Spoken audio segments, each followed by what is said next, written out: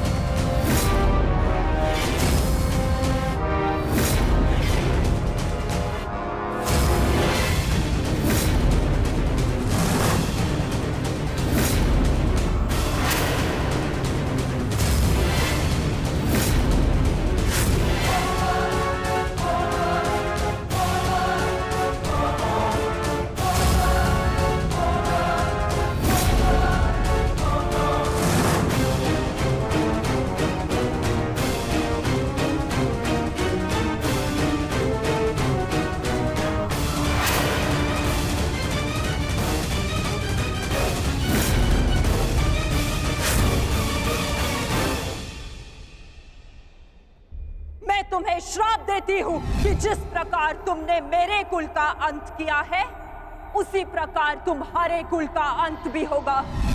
तुम्हारा कुल भी ऐसे ही आपस में लड़कर नष्ट हो जाएगा।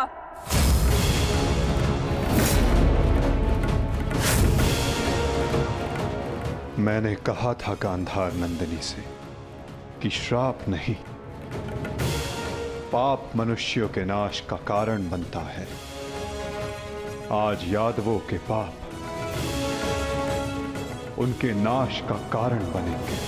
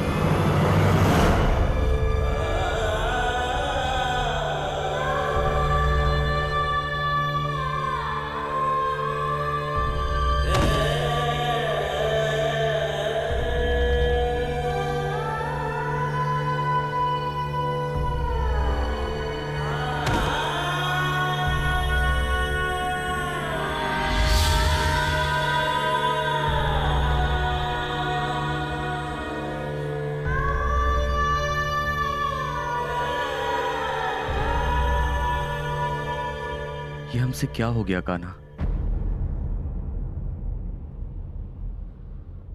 हमने अपने ही कुल का नाश कर दिया। नहीं दाऊ, मनुष्य का विनाश उसके पाप कर्मों से होता है। यही नियति है। और यादवों ने अपनी नियति स्वयं चुनी। जब जब मनुष्य अपने भीतर मद, दाम और क्रोध को जगाएगा, तब तब वो ऐसे ही भूमि पर सो जाएगा।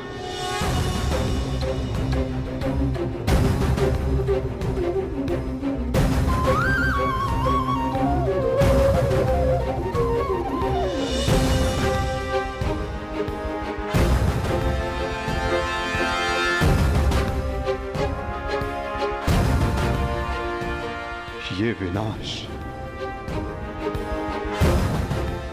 संसार के लिए एक उदाहरण होगा कि मद से उपजित क्रोध सदैव अपना और अपनों का सर्वनाश करता है। दाऊ, माता गांधारी का श्राप और यादवों के पाप ने दोनों ने मिलकर सब समाप्त कर दिया। दाऊ, किंतु इन सब का अर्थ क्या है कान्हा?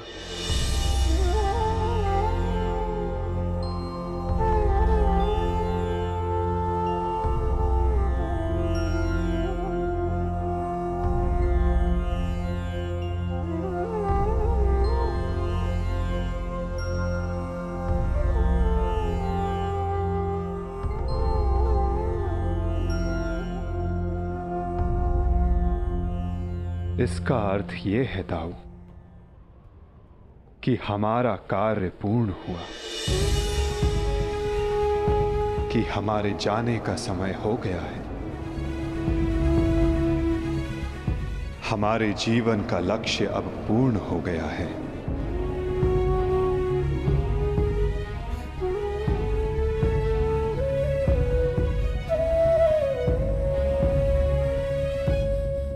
जब अंत आ रहा है तो प्रारंभ से हो। प्रारंभ से ही मैं श्री हरि का सेवक रहा हूं, तो अंत भी उनके चरणों में ही हो।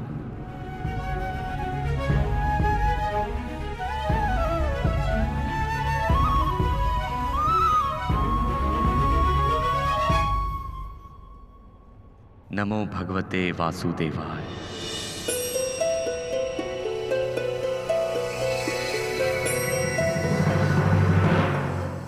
आ रहा है तो प्रारंभ से हो। प्रारंभ से ही मैं श्री हरि का सेवक रहा हूं, तो अंत भी उनके चरणों में ही हो।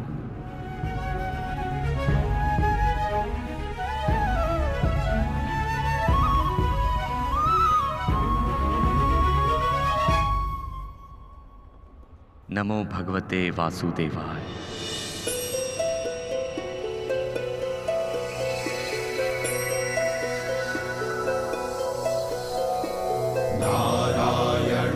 नमस्कृत्य नरं चैव नरोत्तमं देवीं सरस्वतीं व्यासं ततो जयम् उदीरयेत्। नारायणं नमस्कृत्य नरं चैव नरोत्तमं देवीं सरस्वतीं व्यासं ततो जयम् नमस्कृत्य नरं चैव नरोत्तमं देवीं सरस्वतीं व्यासं ततो जयम् उदीरयेत्।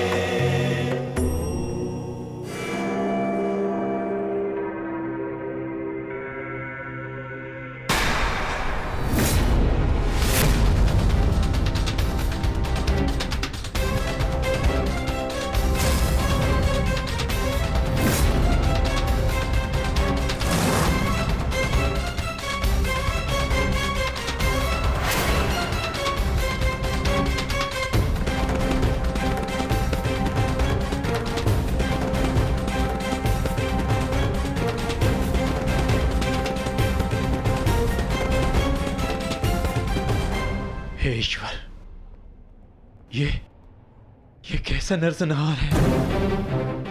कहीं माधव इसी अंत की बात तो नहीं कर रहे थे। परंतु माधव है कहां? माधव कहां हैं आप?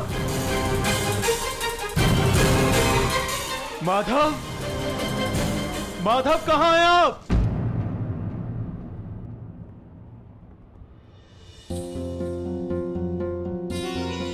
ये तो माधव के चरण चिन्ह है।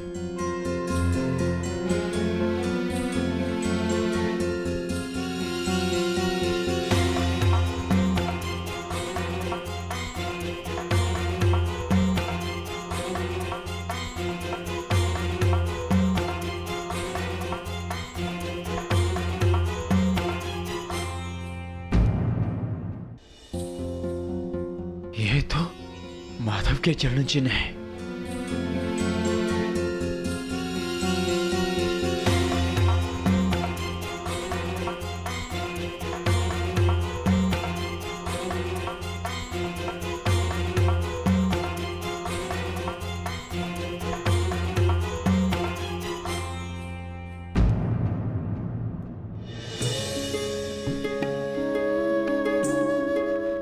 माधव,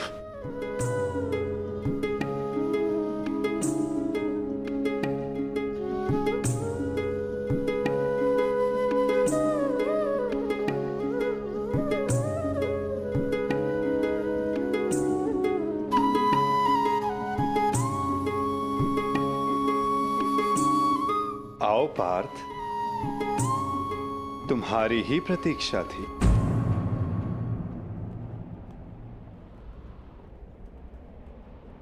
तुम्हें आना ही था, क्योंकि मेरे जाने का समय हो गया है।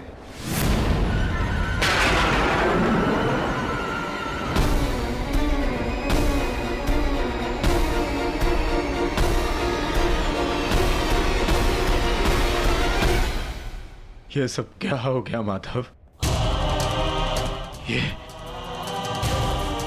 ये विनाश कैसा?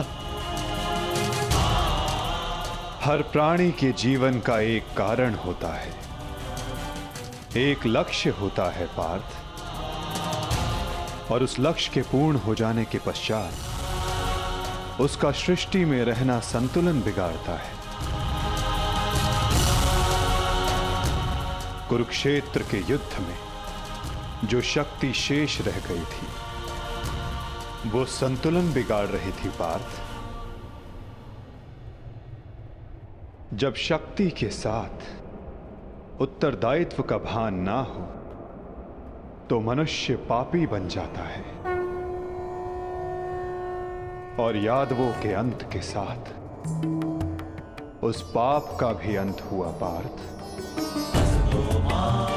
सदैव स्मरण रखना पार्थ, बिना उत्तरदायित्व के भान के शक्ति सदैव विनाश लाती है।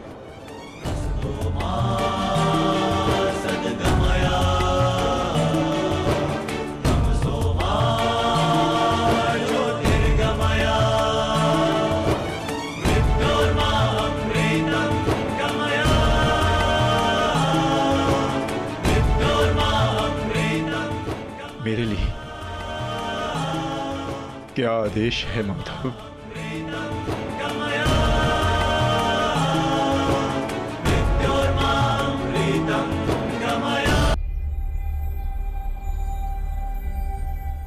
काल की भूख मिट चुकी है पार्थ, परंतु सागर अब भी प्यासा है।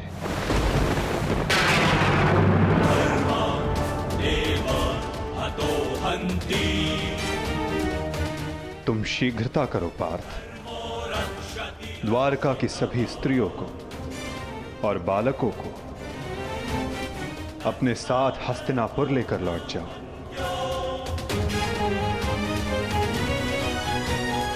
ताकि वो हस्तिनापुर के परिवर्तन का भाग बनकर धर्म के मार्ग पर चल सके, नवीन युग का आलिंगन कर सके। परंतु माधव,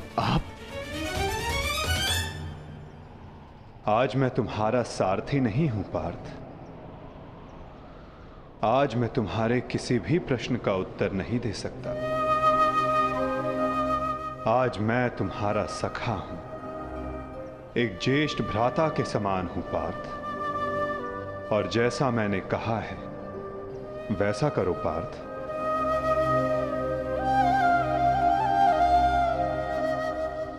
अभी किसी और से मिलने का समय है।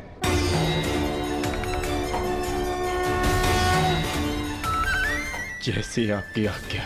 गोविंद हरे मुरारी हे नाथ नारायण वासुदेवा।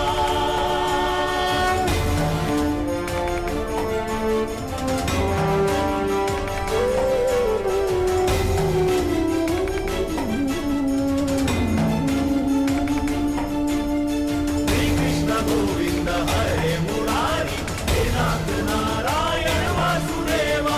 श्री कृष्ण गोविंद हरे मुरारी हे नाथ नारायण वासुदेवा। प्रणिपात। हरे मुरारी हे नाथ नारायण वासुदेवा। श्री कृष्ण गोविंद हरे मुरारी हे नाथ नारायण वासुदेवा।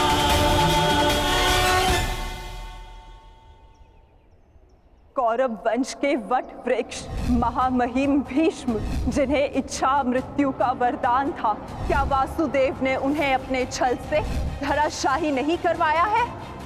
यही तुम्हारा अंतिम अवसर है पार्थ। पितामह को इस पीड़ा से मुक्त करो पार्थ।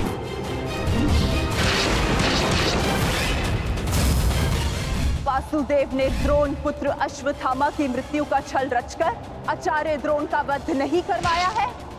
क्या मेरे पुत्र दुर्योधन की रक्षा कर रहे उसके मित्र कर्ण को छल से नहीं मरवाया है वासुदेव ने? अंगराज को युद्ध का आवाहन दो पार्थ। यदि अंगराज के हाथों में विजय धनुष आ गया तो तुम कुछ नहीं कर पाओगे पार्थ। बाण संधान करो पार्थ। पुत्र दुर्योधन पर युद्ध के नियमों के विरुद्ध जाकर प्रहार किया गया, क्या वो वासुदेव का छल नहीं था?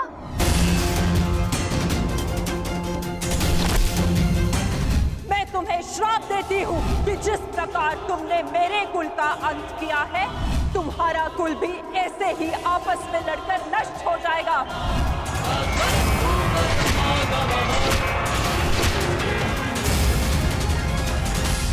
एक बहुत ही बुद्धिमान ज्ञानी पुरुष ने मुझसे कहा था कि मनुष्य अपने प्रत्येक चयन का परिणाम स्वयं भुगतता है।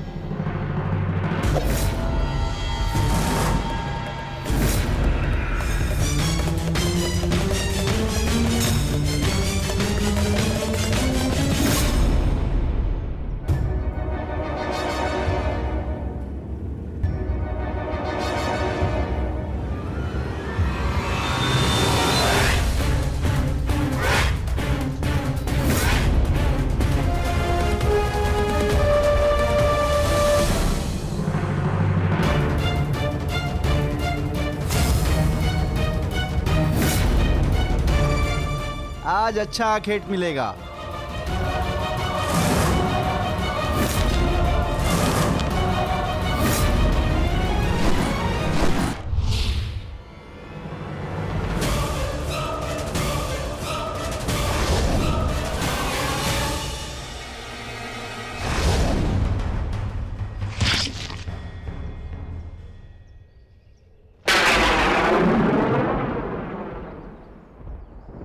आपका ये बाण मेरा चरण भेद नहीं पाया, परंतु अब से मेरे शरीर का ये भाग सबसे दुर्बल होगा और अब कोई भी बाण मेरे इस स्मरण स्थल को भेद पाएगा और यही मेरे इस देह को त्यागने का कारण बनेगा। आपका स्वागत है कालदेव। माता गांधारी का श्राप अब पूर्ण हुआ।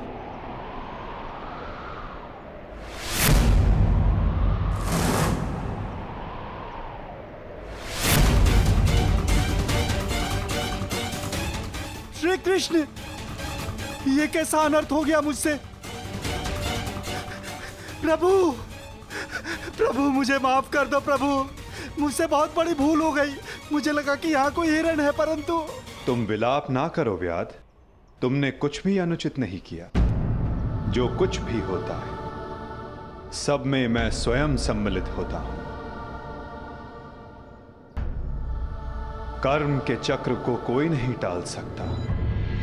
त्रेता युग में मैंने जब श्री राम का अवतार लिया था, तब उस युग में तुम वीर वानर वाली के नाम से प्रसिद्ध थे, और उस युग में मैंने बाण चलाकर तुम्हारा वध किया था, और उस कारण हेतु आज तुम्हारा बाण मुझे आकर लगा है। मेरे जीवन का उद्देश्य धर्म स्थापना था, और अब जब धर्म की नींव रखी जा चुकी है तो मेरी उपस्थिति इस धरती का संतुलन बिगाड़ देगी। हर मनुष्य इस धरती पर एक उद्देश्य लेकर आता है, और उस उद्देश्य को पूर्ण करना उसका कर्तव्य होता है। मैंने अपने जीवन का उद्देश्य पूर्ण किया, और आज तुमने अपना कर्तव्य पूर्ण किया व्याध। किंतु जब जब धरा पर अधर्म और अन्याय बढ़ेगा, मैं तब तब लौटकर पुनः आऊंगा। मैं जा रहा हूं, किंतु मेरी सीख गीता का ज्ञान बनकर समस्त संसार में शेष रहेगी। वो बालकों की चंचलता में होगी, इस संसार के कण कण में होगी। रूप बदलेगा, किंतु मैं सदैव रहूंगा। शरीर का अंत होता है, किंतु जो अमर रहता है वो है सीख।